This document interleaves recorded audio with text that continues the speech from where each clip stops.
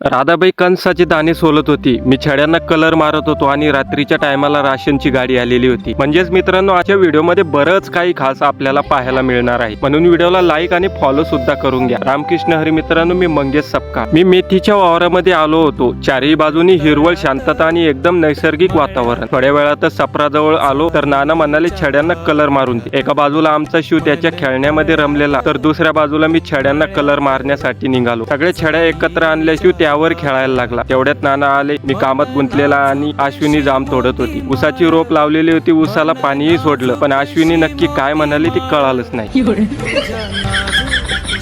मग म्हणे तुमचा व्हिडिओ छड्यांना कलर देताना काढते, आणि अश्विनीने एक छोटासा व्हिडिओ काढला. शेतातलं काम आटपून आम्ही घरी आलो. राधाबाई कणसाचे दाणे सोलत होती आणि श्रुती तिला चिडवत होती. राधाबाई आणि श्रुतीचं काय म्हणणं आहे ते बघूया. ते की कोलगेट नवीन आणलंय, ते पण झाकणाचं. राधाबाईला लय कणस आवडतात बरं का आमच्या. आम्हाला काही आलं किंवा नाही आलं तरी आम्ही अवघड काम करतच असतो बरं का, कारण मेहनत हीच आमची ओळख आहे.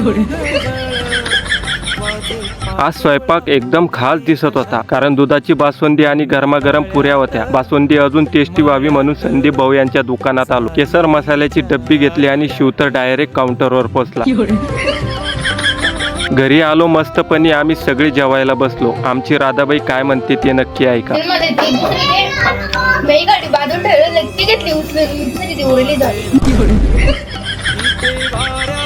जेवण झाल्यावर कळालं राशनची गाडी आलेली आहे. पटापट गेलो, कुलूप उघडली आणि गाडी पूर्ण खाली केली. हे भाऊ काय म्हणतात ते बघा. आम्हाला काही म्हणाजो नको.